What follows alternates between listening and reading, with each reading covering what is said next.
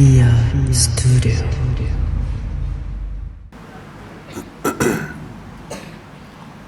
Assalamualaikum warahmatullahi wabarakatuh.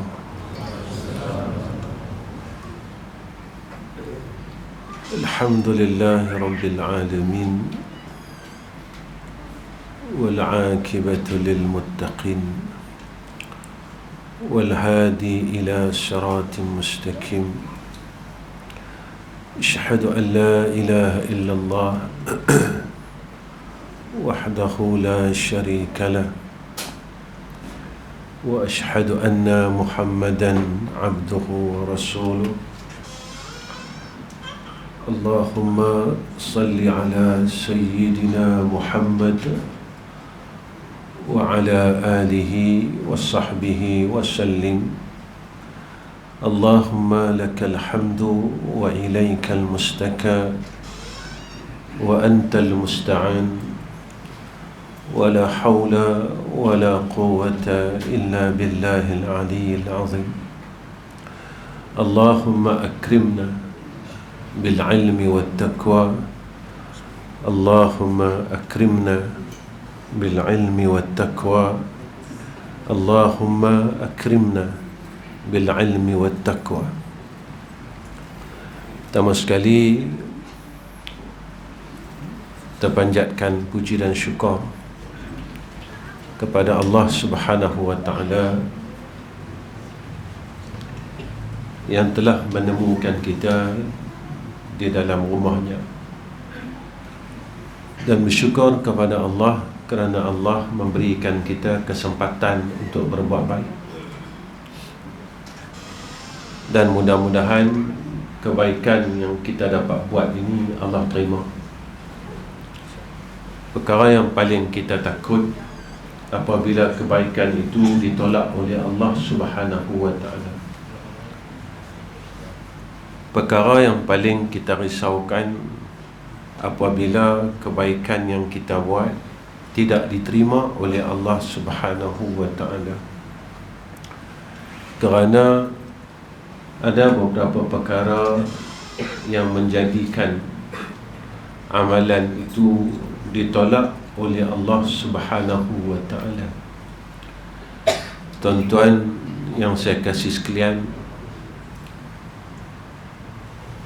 Allah Subhanahu wa ta'ala berfirman dalam Al-Quran, wal asri innal insana lafi khusr illa alladhina amanu wa amilus salihat wa tawasaw bis sabr wa tawasaw bil haqqi wa tawasaw bis sabr. Sadaqallahul azim.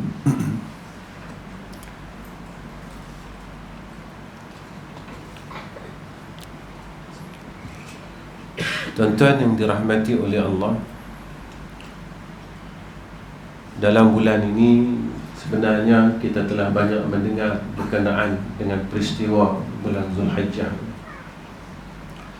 Kelebihan bulan Zulhijjah ini terlalu kerap kita dah dengar. Jadi saya rasa kalau saya cerita pun tuan-tuan tahu. Cuma apa yang saya nak bawa pada malam ini adalah beberapa perkara yang berkait tentang hablum minan nas itu sendiri. Kalau kita lihat tentang peristiwa dalam bulan Zulhijjah ini, yang terbesar adalah peristiwa Adhiyah. Dalam perjalanan peristiwa korban ataupun peristiwa Adhiyah ini, malam ini saya tak ceritakan apa kelebihan korban, apa kelebihan puasa dan sebagainya. Tetapi saya nak bawa untuk diri saya dan keluarga saya tentang perjalanan akan Adhiyah yang berlaku ke atas Nabi Allah Ibrahim AS,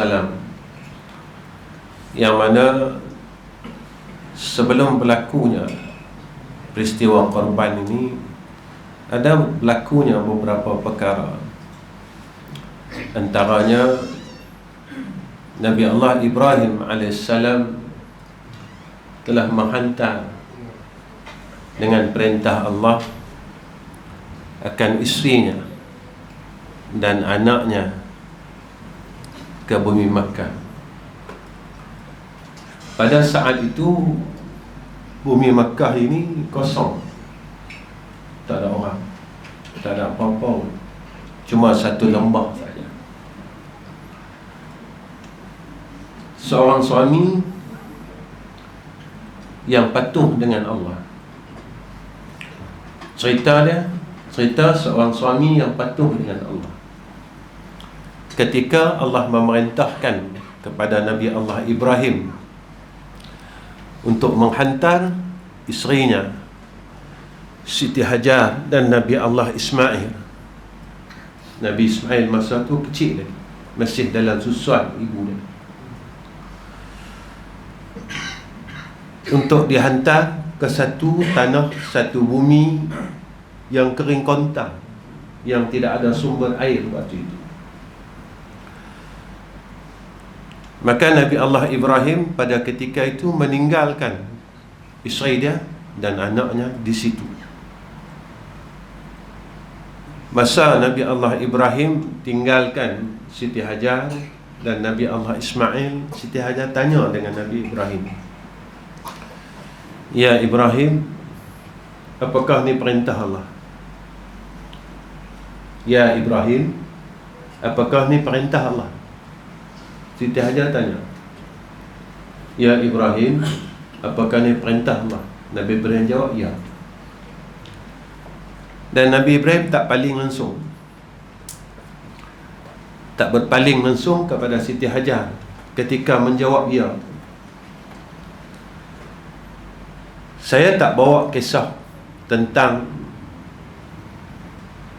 Hari Raya Korban, tapi saya nak bawa, berjaya tak kita jadi seorang suami seperti mana Nabi Allah Ibrahim AS? Berjaya tak kita jadi seorang isteri seperti mana isterinya Nabi Allah Ibrahim, iaitu Siti Hajar? Berjaya tak kita jadi seorang anak seperti mana Nabi Allah Ismail AS? Allah tunjuk dekat kita tentang perkara ini setiap tahun, supaya kita ambil pengajaran dan ilmu dia. Bukan sekadar kita tumbangkan lembu, habis tumbang lembu sekor, kemudian kita kata kawan tu ambil daging lebih, kita kata kawan tu ambil kepala, tak habaq. Kita kata kat kawan tu ambil ekor, tak habaq. Kita kata kat kawan tu ambil tulang lebih dan sebagainya. Dan itu yang berlaku setiap tahun, tak pernah berubah. Kalau kita gagal taat dengan perintah Allah untuk 1 kilo daging saja, boleh tak kita masuk syurga? Kalau setiap tahun kita masih gagal dengan ekor lembu saja, boleh tak kita masuk syurga? Kalau setiap tahun masalah kepala lembu ni buat pelari tak boleh selesai, bolehkah masuk syurga Allah? Ni dah masalahnya. Ketika kita makan sesuatu makanan yang bukan hak kita, hukum dia haram. Dan saat daging yang haram ini masuk dalam perut kita, maka kata Nabi, amalan kita Allah tolak. Dan dalam satu hadis yang lain, Sayyidina Rasulina Muhammad sallallahu alaihi wasallam menyatakan, siapa-siapa yang tumbuh daripada tubuhnya, dagingnya, daripada makanan yang haram, Nabi kata pada akhir hadis itu, fannaru auladihi, neraka untuk dia. Ni janji Nabi. Apa yang berlaku kepada Siti Hajar, Nabi Allah Ismail, Nabi Allah Ibrahim? Kalau lihat tentang, kalau kita orang Melayu ni, seorang untuk lelaki pergi hantar isteri dia tengah padang pasir dengan anak-anak dia, dengan tak ada apa, tak kata zalim. Saat seorang hamba ini menunaikan perintah Allah dan dia yakin yang tu perintah Allah, dan Allah tidak pernah menzalimi hamba dia, Allah tak pernah zalim hamba dia. Yang menzalimi kita sendiri. Kita yang zalim diri kita sendiri sebenarnya, kerana kita tidak mau patuh dengan perintah Allah Subhanahu wa ta'ala. Setiap tahun tuan-tuan kita memperingati peristiwa ni. Kita cerita peristiwa ni, apa yang kita dapat dalam hidup kita. Tuan-tuan, kalau orang belajar 50 tahun buat korban, takkan dia tak pandai lagi? Kalau orang yang dengar cerita 40 tahun tentang korban ini, tapi dia tak boleh jadi suami yang baik, maka cerita ni cuma jadi hikayat, cuma jadi cerita. Sebab itu tuan-tuan, Allah didik kita. Allah cerita dekat kita, cerita Nabi Allah Ibrahim, cerita Siti Hajar, supaya kita ini menjadi seorang hamba Allah yang baik. Kerana apa tuan-tuan? Kerana untuk mengikut perintah Allah ini sebenarnya susah. Nabi bagi tahu macam tu. Jalan kepada syurga ni Nabi kata bimakarihi. Jalan dia tak apa cantik. Maksudnya bimakarihi ini, jalan kepada syurga ini penuh dengan kebencian nafsu kita. Nafsu kita tak mau nak pergi syurga. Nafsu kita rasa penat nak pergi syurga. Nafsu kita rasa cemuih nak pergi syurga. Nafsu kita rasa letih nak pergi syurga. Nafsu kita kata apa? Susah lah nak pergi syurga. Sebab apa tuan-tuan? Sebab Nabi janji kat kita, orang yang duduk dalam syurga ni sikit. Tapi jalan pergi ke neraka ini penuh dengan keinginan, bisyahwatihi. Semua orang seronok nak pergi ke neraka, semua orang tak puas nak pergi ke neraka, semua orang rasa tak bosan, tak cemuih nak menuju ke neraka Allah Subhanahu wa ta'ala. Ya Kak Ustaz, ya. Isu buat pelari daging ni tiap-tiap tahun. Jadi jalan neraka ni orang tak cemuih tuan-tuan. Tuan-tuan, kalau kita ambil yang bukan hak kita, hukum dia apa? Kita tahu tuan-tuan, tapi yang tu kita buat. Tuan-tuan, tak adakah rasa sikit takut dengan Tuhan? Tak adakah tuan-tuan? Ini kadang-kadang perkataan saya ni boleh jadi orang marah kat saya. Kita lepas isyak baca surah Al-Mulk, nak elak dari fitnah dajjal, tapi buat pelari daging tak selesai lagi. Berkesan tak Al-Mulk ni tuan-tuan? Berkesan tak surah Al-Mulk ni bagi orang yang masih lagi buat pelari daging? Kalau dia tewas dengan 1 kilo daging, agak-agak dia tak tewas kah bila Dajjal besok offer dekat dia makanan ketika dia lapar? Yang ni 40 tahun punya cerita ni tuan-tuan, bukan 20 tahun. Ekor hilang, kepala hilang, tulang selangkar hilang. Ni bukan 1 tahun. Tiap-tiap tahun isu ini tidak boleh diselesaikan oleh umat Islam. Yang ambil ni tuan-tuan bukan penagih dadah. Kita kena akui kesalahan kita tuan-tuan. Kita kena akui kesalahan kita yang telah kita buat puluhan tahun. Jika tidak, kita akan mati dalam keadaan kita ini tenganga. Apa tenganga?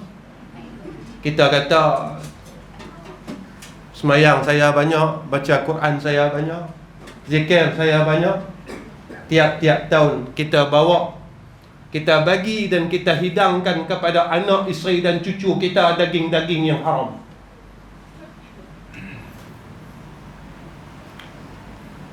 Ketika kita pergi huluk dekat isteri kita, anak kita, cucu kita dengan makanan yang haram setiap tahun. Sebab apa? Sebab kita telah mengambil yang bukan hak kita. Orang tak mau cerita hak ni, tuan-tuan. Orang cerita kelebihan korban saja. Tuan-tuan, kalau nak cerita syurga, cerita neraka sama. Jangan kali kata ahli syurga, tiba-tiba apabila datang ujian daripada Allah, kita jatuh. Tuan-tuan, Azazil ni, dia cukup selesa dalam syurga. Azazil ni, dia cukup selesa dalam syurga sebelum Allah tukar nama dia kepada Iblis. Dia rasa dia ahli syurga dah, khalidina fiha abada. Setelah Allah datangkan ujian kepadanya dengan Allah cipta akan seorang makhluk yang bernama Adam AS. Sebelum Nabi Adam mai, tuan-tuan, sebelum Nabi Adam diwujudkan dan diciptakan oleh Allah Ta'ala, Iblis tak ingkar dengan Tuhan. Azazil dia cukup taat, kawan dia malaikat, tuan-tuan. Ketika Allah bawa mai satu ujian kepada Azazil, dicipta Sayyidina Adam AS, apa kata Azazil waktu itu? Wa ana khairum minhu. Aku lebih baik pada dia. Buat apa aku nak sujud kat dia? Tuan-tuan, Allah tak bawa mai ujian lagi kat kita. Kita tak mampu patuh dengan perintah Allah dalam semua perkara. Tuan-tuan, Allah uji Nabi Allah Ibrahim AS bukan sekadar keluarganya, tetapi Allah nak tengok kecintaan Nabi Allah Ibrahim AS bermula daripada diri dia. Mana tuan-tuan, sebelum berlaku peristiwa, dia dicampakkan ke dalam gunung api. Qulna ya naru kuni bardan wa salaman ala Ibrahim.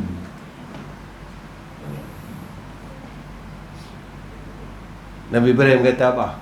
Allah takkan nak zalim aku.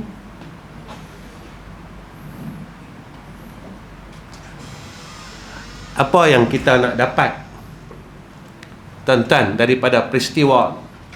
Saya bawa ni satu sejarah, satu ni benda ni.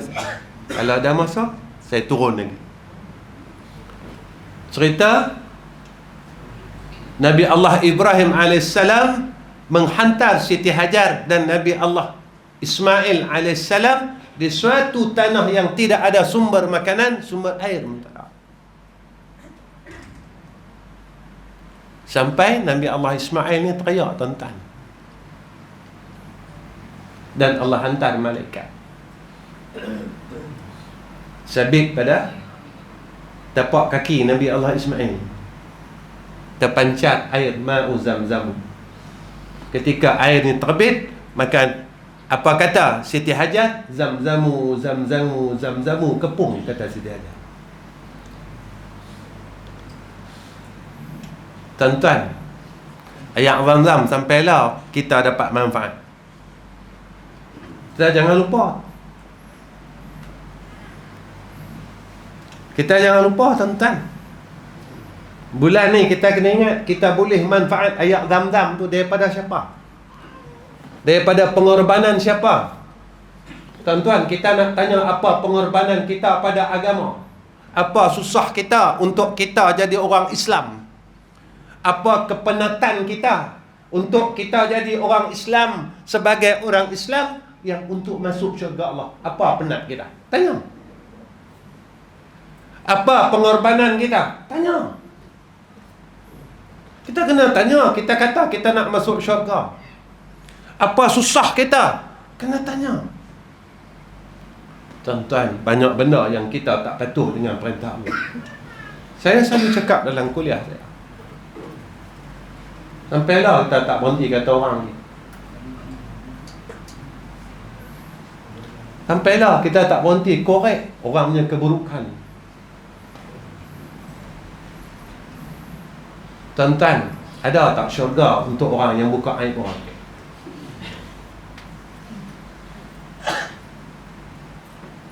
Ada tak syurga orang yang gali aib orang?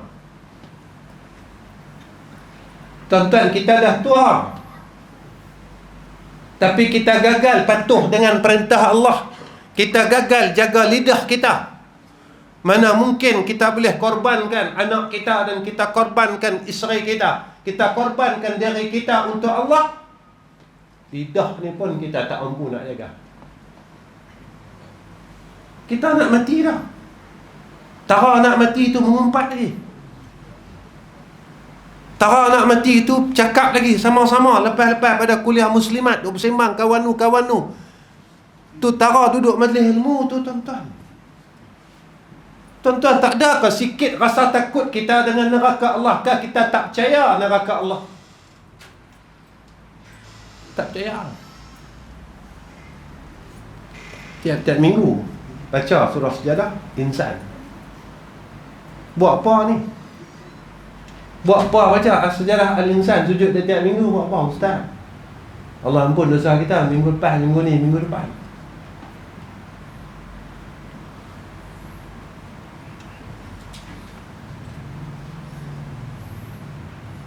Berapa ribu orang lah kita kata kat orang, agak-agak boleh masuk syurga. Kita minta maaf dah lagi. Jumpa tak kawan tu, saya minta maaf. Dan satu kampung ni pun kita tak minta maaf lagi. Dan antara dosa yang ditangguh oleh Allah adalah dosa kita dengan manusia.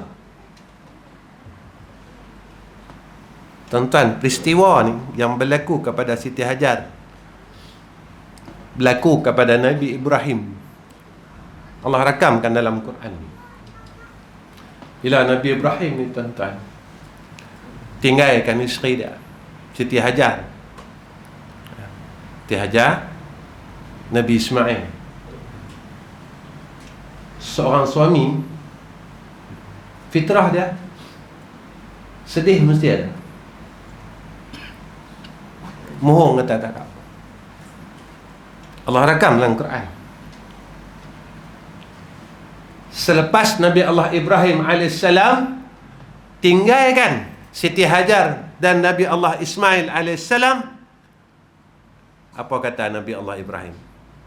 Rabbana inni askantu min dhurriyyati biwadin ghairi dhi dhar'in inda baitikal haram Rabbana liyuqimas salah faj'al af'idatan minan nas tahwi ilaihim warzuqhum minats thamarati la'allahum yashkurun. Surah Ibrahim ayat 37. Apa kata doa Nabi Allah Ibrahim AS? Wahai Tuhan kami, sesungguhnya aku telah menempatkan sebahagian daripada zuriat keturunanku di sebuah lembah tanah suci Mekah yang tidak ada tanaman padanya di sisi rumahmu yang diharamkan mencerobohi. Wahai Tuhan kami, mereka ditempatkan di situ supaya mereka mendirikan salat patuh dengan Allah dan memakmurkannya dengan ibadah, ta'abbud dengan Allah, jadi hamba Allah. Tuan-tuan, kita tak berjaya jadi hamba Allah. Kita masih jadi hamba nafsu kita sendiri. Rakuih dok ada, tamak dok ada, dengki dok ada. Gaduh satu kampung tak boleh hilang. Tuan-tuan, Allah ni suruh kita jadi orang baik ya. Antara orang yang dikasihi oleh Allah, kata Nabi, mereka yang beri manfaat kepada umat. Siti Hajar, Nabi Allah Ismail, Nabi Allah Ibrahim telah memberi manfaat kepada seluruh umat Islam dengan zahirnya ma'u zamzam. Kita apa manfaat kita? Apa manfaat kita pada orang Islam, tuan-tuan? Kita tanya. Kita kena tanya, apa manfaatku pada orang Islam? untuk aku dikasihi oleh Allah Subhanahu wa ta'ala, wajarlah Nabi Allah Ibrahim ini dikasihi oleh Allah Subhanahu wa ta'ala. Apa kata Allah dalam Al-Quran berkenaan dengan Nabi Allah Ibrahim alaihissalam? Oleh itu jadikan hati sebahagian daripada manusia tertarik gemar kepada mereka, supaya datang beramai-ramai di situ dan dikurniakan rezeki kepada mereka dari berbagai jenis buah-buahan, hasil tanaman. Semoga mereka bersyukur. Lepas tu guru kami kata apa dia? Barakahnya bumi Mekah dengan doa Nabi Ibrahim.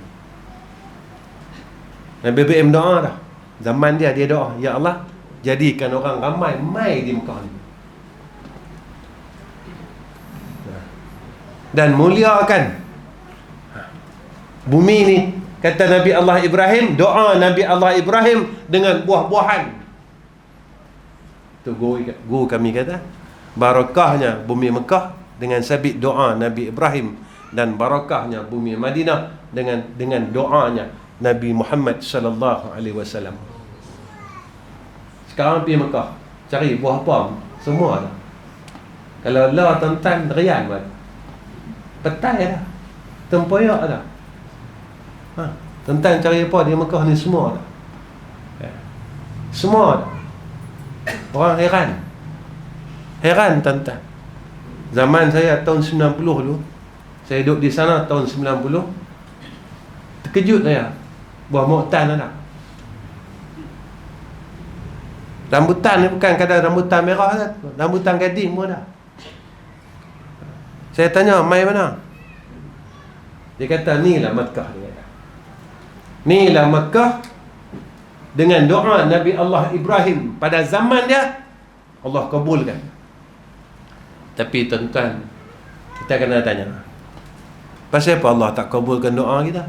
Sebab kita melawan. Kita tak patuh dengan perintah Allah, lalu Allah tidak mustajabahkan doa kita. Allah tak kabulkan doa kita. Antara doa yang dimustajabahkan oleh Allah Subhanahu wa ta'ala, apa kata Nabi sallallahu alaihi wasallam? Mereka yang hampir dengan Allah. Doa ni mustajabah. Nabi kata, jaga Allah, maka Allah akan jaga kamu. Dan ketika kita minta tolong dengan Allah, tatkala itu, maka Allah segera menolong kamu, kata Nabi sallallahu alaihi wasallam.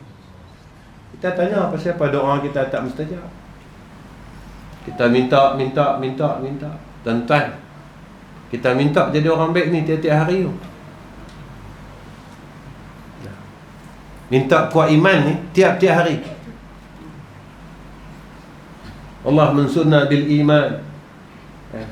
Minta kuat iman. Tuan-tuan, takkan orang kuat iman ni mengumpat lagi? Takkan orang kuat iman ni bergaduh lagi? Takkan orang kuat iman ni balah lagi? Tuan-tuan, tanda kuat iman tu, cuba cek Allahumma salli alaihi wasallam. Kalau kita tengok dalam Quran, sifat-sifat orang yang beriman tu ada tak kat kita? Kita tengok ayat tentang hamba Allah yang beriman itu, kata Allah apa? Hamba Allah yang Ar-Rahman. Mereka ni, kata Allah, jalan di atas muka bumi dalam keadaan yang rendah diri. Tak sombong, tuan-tuan.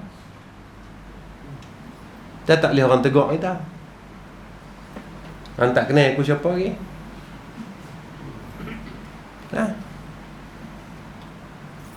Tuan-tuan, Nabi abad kat kita dalam hadis sahih, orang sombong tak ada peluang masuk syurga. Lepas tu Allah sebut, tiap-tiap minggu kita baca ayat hak sujud tu.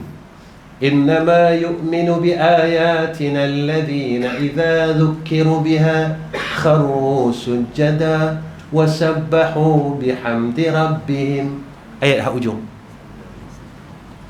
Wa hum la yastakbirun.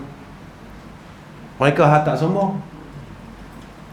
Mereka yang tak sombong saja, mereka yang boleh taat kepada Allah, yang ikut perintah Allah.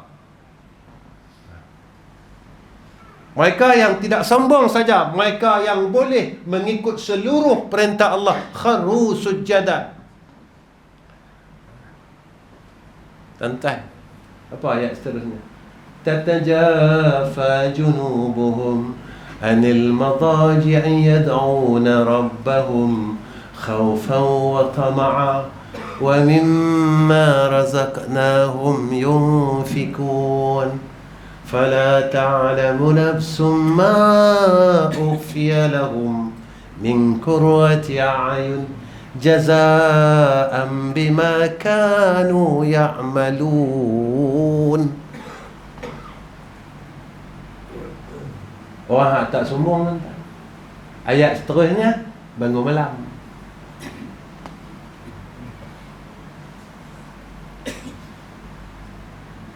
Bangun malam buat apa? Mereka ini mengharap rahmat daripada Allah dan bantuan daripada Allah.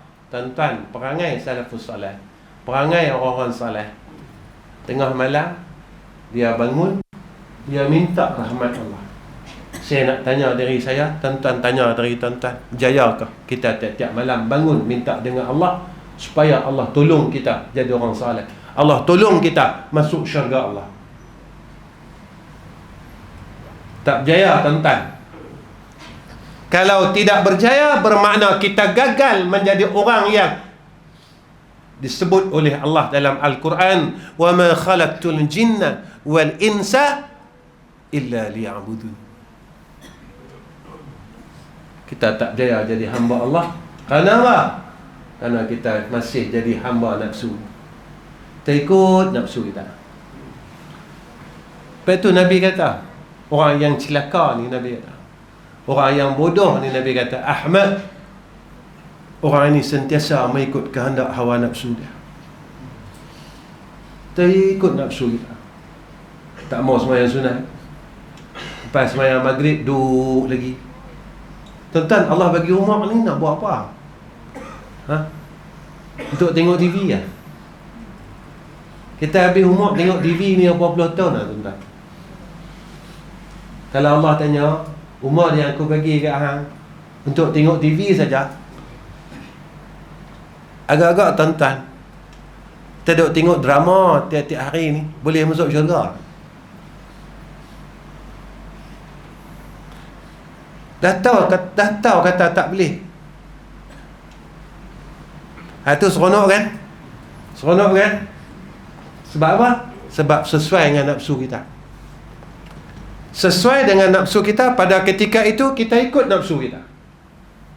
Sebab kita terlupa yang satu hari kita akan balik jumpa Allah, kita akan pergi syurga atau pergi neraka. Yang ni tiap-tiap minggu Allah dah ingat. Ayat surah sejarah tu. فَذُوقُوا بِمَا نَسِيتُمْ لِقَاءَ يَوْمِكُمْ هَذَا إِنَّا نَسِينَاكُمْ وَذُوقُوا عَذَابَ الْخُلْدِ بِمَا. Itu dia. Masa kan azab kan? Duk alik sangat, layan nafsu malah. Lepas semayang maghrib, semayang sunat maghrib pun tak mau. Kaki Tuhan bagi, tangan Tuhan bagi. Tak ada duit, minta dengan Allah. Kalau sakit, minta orang surau semayang hajat bagi sihat. Dah sihat, malah lagi. Syurga mana yang akan diterima bagi orang yang malah untuk sujud dengan Tuhan? Sampai hari korban, balah lagi daging. Syurga mana? Saya nak bagi masuk pencuri ni, kalau kita nak buat hudud, tuan-tuan, tangan kita kena potong semua ni, kaki kena potong ni semua. Yang tahu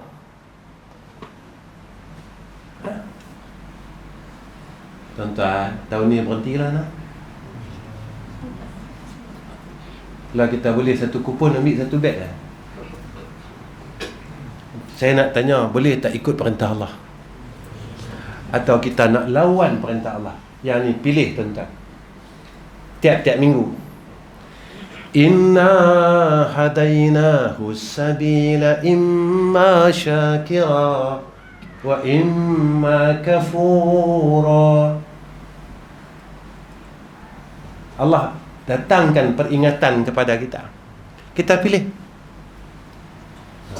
Nak syurga, nak neraka, pilih sendiri.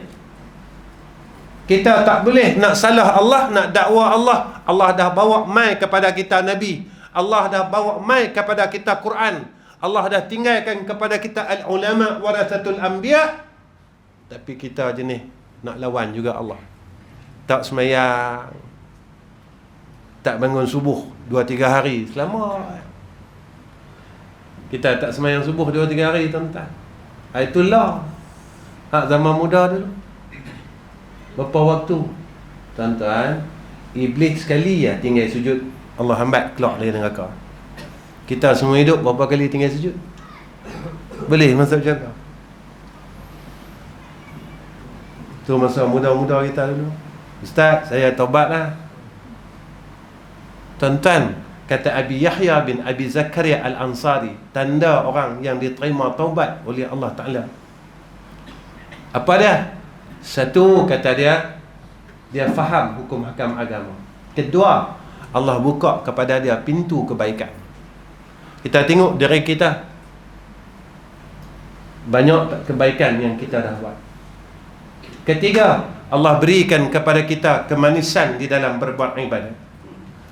Kata Abu Layth Al-Thammarqan di dalam kitab Tanbihul Ghafilin, tanda taubat itu diterima oleh Allah, kata Abu Layth Al-Thammarqan, satu, lidah dia bersih dari maksiat.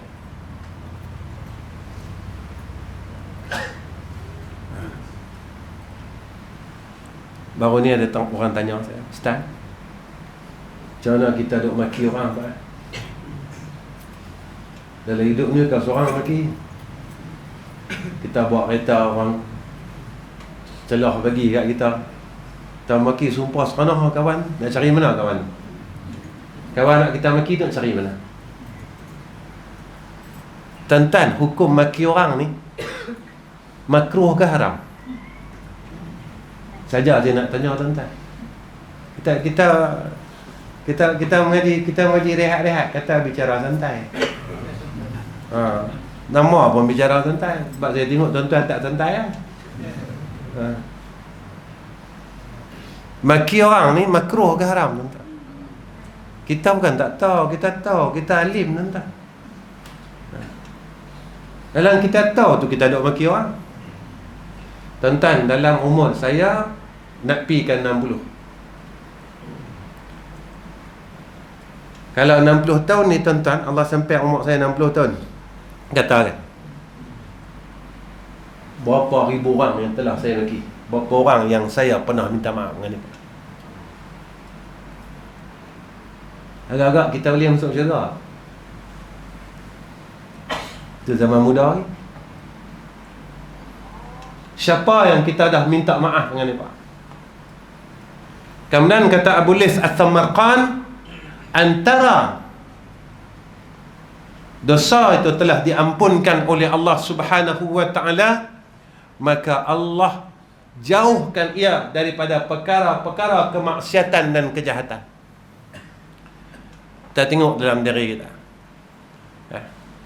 maksiat kita suka tak lagi?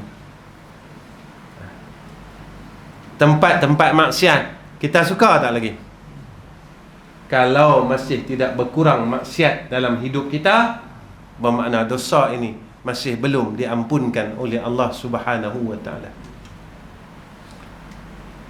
Ketiga, kata Abu Layth Al-Thammarqan, iaitu dia dikelilingi oleh orang-orang yang saleh. Tanda dosa itu Allah ampunkan, kata Abu Layth Al-Thammarqan, Allah hantar kepada kita keliling kita orang baik-baik. Masa kita jahat dulu, Allah hantar kepada kita keliling kita orang semua orang jahat-jahat.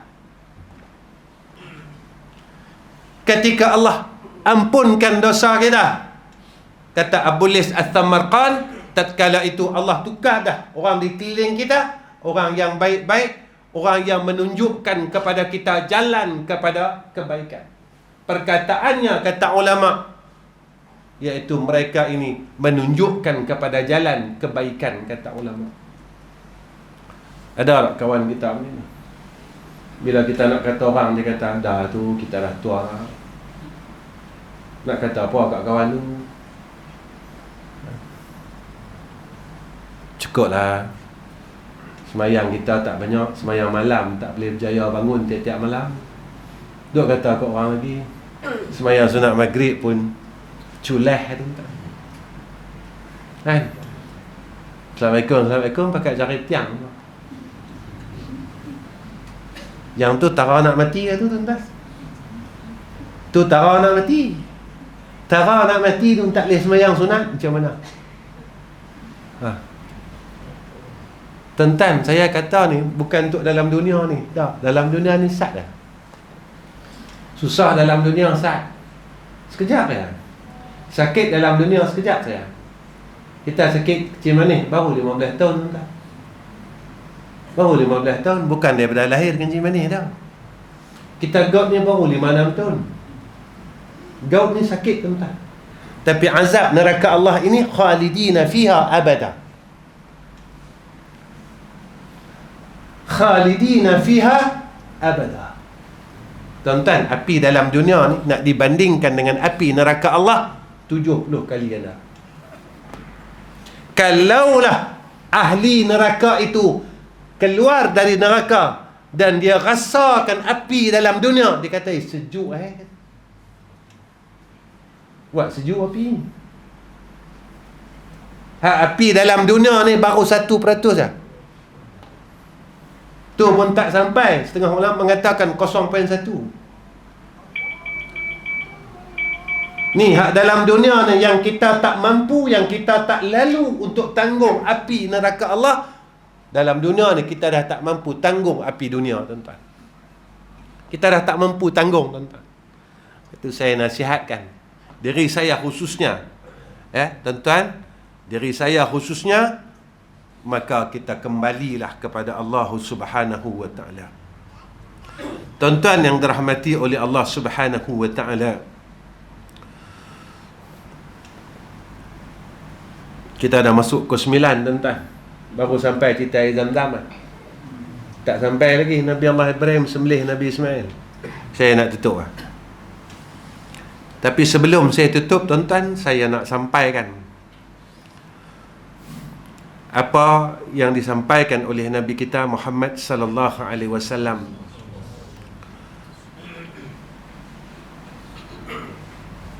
Nabi kata apa? Hadis ni riwayat Tirmizi, Hakim dan At-Tabrani. Nabi sallallahu alaihi wasallam bersabda, segeralah melakukan amal soleh sebelum datang 7 perkara. Nabi kata, buat baik. Amal soleh ni tuan-tuan, buat baik. Ada badan, buat baik. Jangan buat jahat dengan orang. Ada mulut, buat baik. Buat baik ni apa? Baca surah Al-Ikhlas, baca tasbih, baca istighfar. Kurangkan sembang. Kurang sembang. Sebab kita nak masuk liang. Kita sembang dah lama dah tuan-tuan. Kalau umur kita 70, kita sembang dah 70 tahun. Kita sembang 70 tahun. Tuan-tuan, kalau 70 tahun kita kumpul surah Al-Ikhlas banyak-banyak. Kita jangan harap anak kita baca. Balik tengok anak-anak kita, dia buat apa? Bila hari akhir kita dengar anak kita baca Quran dalam rumah? Bila hari akhir kita dengar anak kita baca istighfar dalam rumah? Saya periksa, tuan-tuan periksa. Bila hari yang terakhir kita dengar suara anak kita baca Quran dalam rumah kita, kita balik penat-penat ni tuan-tuan, sampai di rumah kita dengar suara anak kita, Bismillahirrahmanirrahim, idza waqa'atil waqi'ah laysa liwaqa'atiha kadhibah khafidatur rafi'ah idza rujjatil ardu rajja. Tuan-tuan, kalau balik malam ni, lepas pada ni, tuan-tuan balik sampai pintu rumah, tuan-tuan dengar suara tu, agak-agak tuan-tuan jatuh air mata.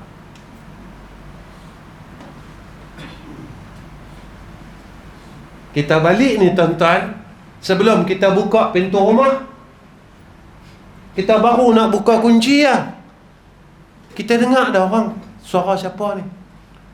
La yasma'una fiha lagwan wala ta'thima illa qilan salaman salama. Ayah, ibu dengar suara, ni anak aku, ini suara anak aku.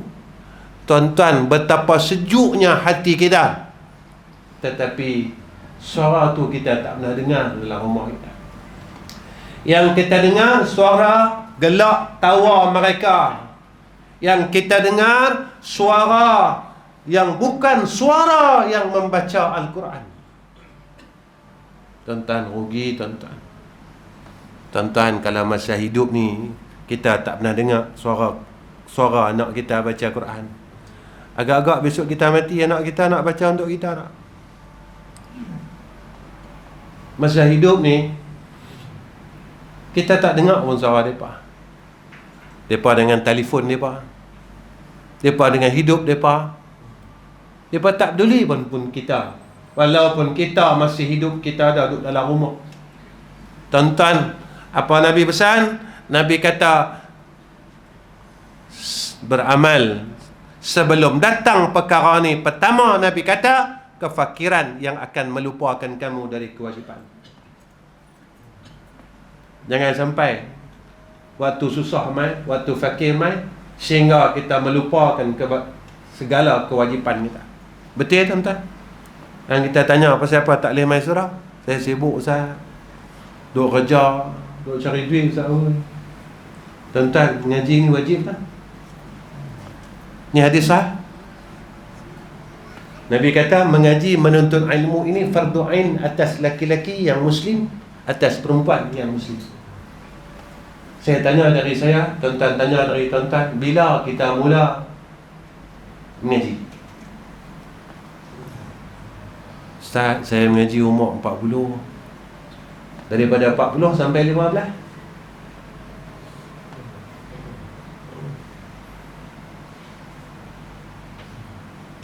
Tak dosa tuan-tuan. Hadis tu hadis sah. Tuntun ilmu ni wajib. Wajib ni kan wajib kifayah. Semayang jamaah wajib kifayah. Sekurang-kurang jika ada 3 orang di dalam qaryah itu melepaskan kifayah, selesai satu kampung.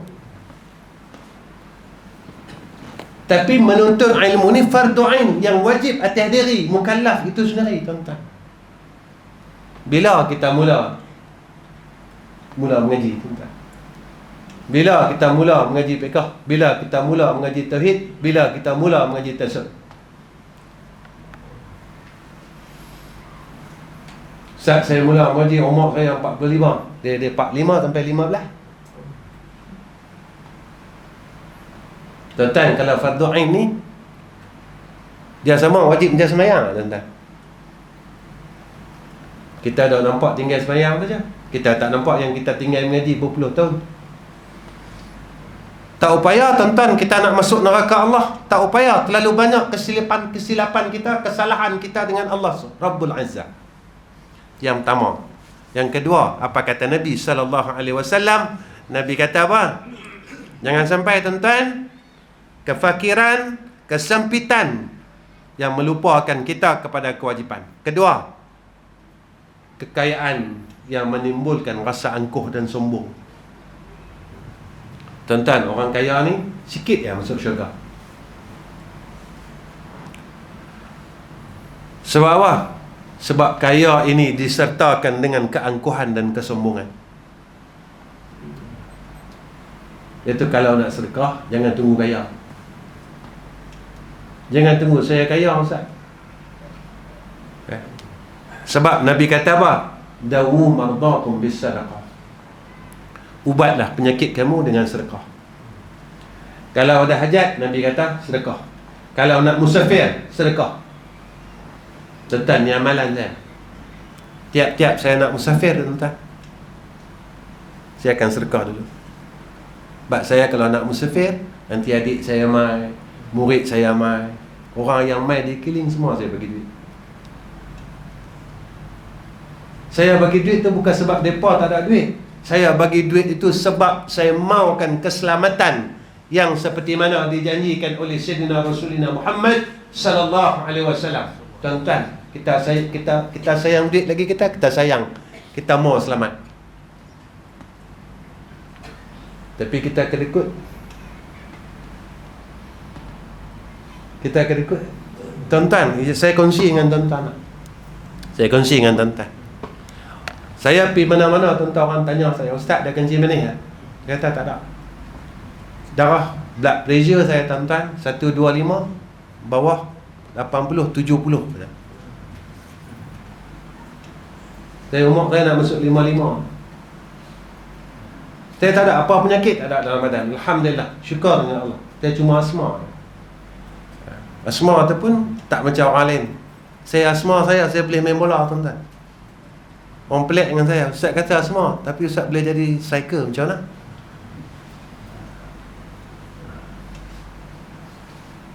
Apa rahsia saya tuan-tuan? Saya ikut apa yang arwah orang tua saya buat. Orang tua saya ni tuan-tuan, dalam hidup dia, amalan yang dia tak pernah tinggalkan, sedekah. Masa bila saya tahu, selepas kematian dia, ketika Cina mai jumpa saya, India mai jumpa saya, orang bukan Islam mai jumpa saya, dia kata apa? Ini haji banyak baik. Orang lain tak mau kasih wang pada saya, dia kata, tapi ini haji tiap-tiap kali dia pergi pekan, dia akan bagi saya wang. 3 hari almarhum meninggal tuan-tuan, mai jumpa saya. Ini orang baik. Dia kata kat saya, Haji, ini orang baik. You punya bapa orang baik, dia kata. Saya ikut sampailah tuan-tuan. Sampai sekarang saya ikut. Saya tak tinggalkan amalan. Maka apa yang Nabi kata, orang yang bersedekah ini, kata Nabi kata apa? Badan dia sihat. Allah tunjuk kat kita. Allah tunjuk tuan-tuan. Jadi kalau nak sihat, jangan kedekut. Tuan-tuan, reta yang kita peluk ni kita tinggal ya? Tinggal tuan-tuan. Reta yang kita peluk, yang kita sayang ni tinggal. Reta yang kita sedekahkan, yang tu reta yang kita bawa. Sebab itu kata ulama, ada beberapa perkara yang akan diragut daripada tubuh kita. Pertama nyawa, kedua reta, ketiga amal ibadat kita, keempat jasad kita. Nyawa kita ragut daripada tubuh. Reta kita yang ragut siapa dia? Ahli waris. Kemudian amalan kita yang ragut siapa dia? Orang yang pernah kita khianat, yang kita kata kat dia, yang kita maki kat dia, yang kita berdengki kat dia, yang kita zalim kat dia, yang kita hutang tak mau bayar. Tuan-tuan, ada hutang tak?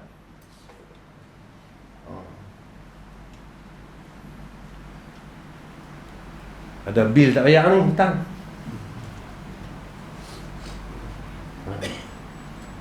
Lagi value tak? Syarikat hak kita hutang tadi orang Melayu.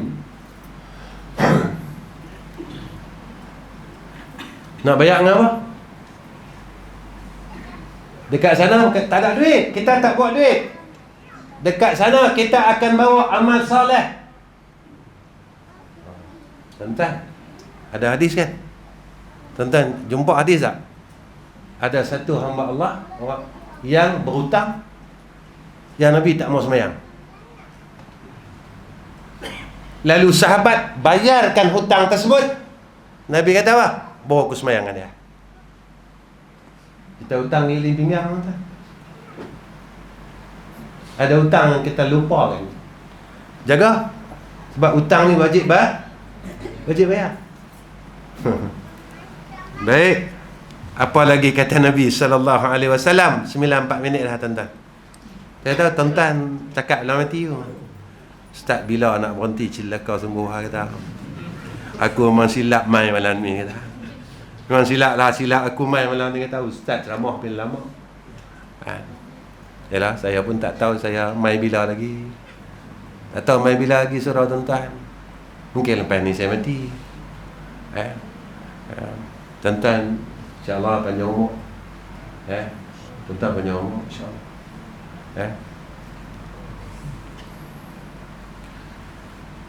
Yang ketiga, penyakit yang membinasakan sehingga sukar untuk beramal. Jangan sampai mai benar ni baru nak buat amal baik.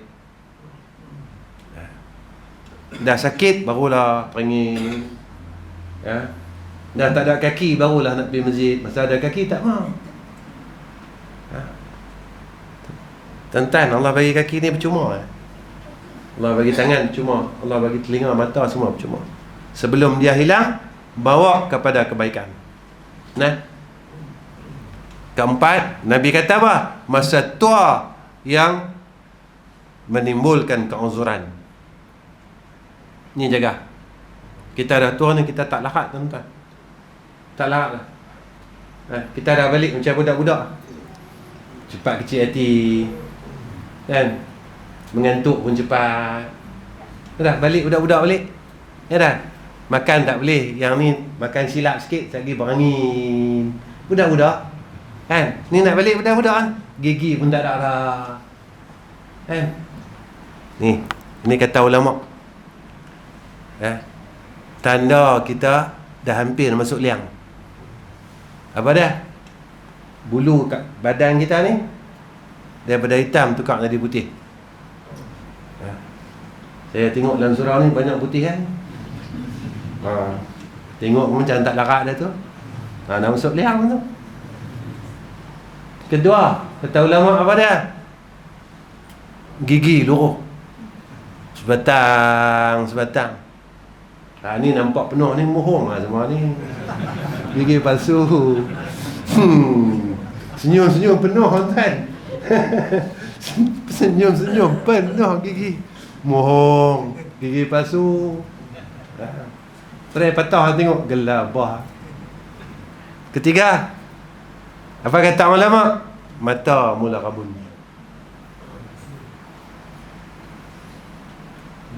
Tuan-tuan, budak-budak ni dia bukan nampak. Setelah 40 hari baru dia nampak cahaya. Dia lahir dia tak kenal. Budak-budak ni bila dia lahir dia mengikut naluri. Mata dia tak nampak lagi. Kemudian kata ulama apa? Tanda yang terakhir, bila dua kepala lutut sakit.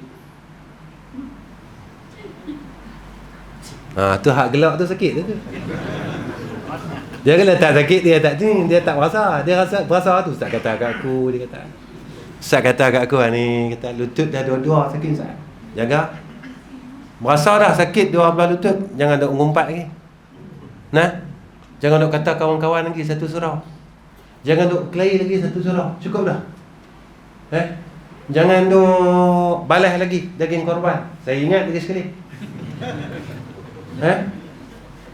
Saya dah ingat ni. Takut kita makan benda haram, tuan-tuan. Benda ni bukan setahun, 2 tahun, dah 50 tahun. Dan isu ni, tuan-tuan, saya kaji. Setiap masjid yang saya pergi, masalah ni tidak selesai sampai lah. Setiap masjid tuan-tuan yang saya pergi, saya tanya berkenaan dengan pegawai takbir. Dia kata, Ustaz, isu ni tiap-tiap tahun berlaku. Itu yang saya kata, tuan-tuan. Dajjal besok dia main fitnah dia. Dia akan tawarkan kita makanan saat kita lapar. Saat kita lapar. Yang ni kita duk kenyang pun kita tak ketahuan. Dalam duk kenyang ni kita jatuh ketika lapar. Baik. Sikit lagi. Surau ni ya saya buat lagu ni. Tempat lain saya tak buat. Tempat lain saya berhenti sharp. Surau ni ya 9, 10. Kematian yang cepat dan tiba-tiba. Dan keenam, ketika munculnya Dajjal. Dan yang ketujuh, Nabi kata jangan tunggu sehingga hari kiamat yang mengerikan. Jadi tuan-tuan, saya rasa cukup setakat ni temuan saya dengan tuan-tuan. Jadi mudah-mudahan saya minta maaf banyak-banyak dengan semua jemaah di sini. Minta maaf banyak-banyak. Cumanya sebelum saya nak tinggalkan tuan-tuan, tolong jangan tinggalkan tahlil. Tahlil ni tuan-tuan, saya dapat daripada guru saya, iaitu almarhum Tuan Haji Ali bin Musa. Dia pesan kat saya, jangan tinggal. Baru ni tuan-tuan, saya lihat satu video daripada almarhum Habib Muhammad Al-Alawi Rushayfi. Dia pun mengijazahkan akan tahlil yang sama. Antara yang saya baca, dia kata apa? Orang yang beramal dengan tahlil, antara dia kata ni Habib Muhammad Al-Alawi Rushayfi, dia kata apa? Besok mati, tubuh dia Allah jaga. Kadang orang tanya, ustaz, bukan daripada hadis, daripada ulama, daripada Habib saja, macam mana tubuh boleh tak pun? Kan? Kadang orang tanya, bukan daripada hadis. Cuba kita kaji lagi benda yang dia beritahu di ulama. Tuan-tuan, kalau masa hidup ni kita melazimkan tahlil, saat mati kita boleh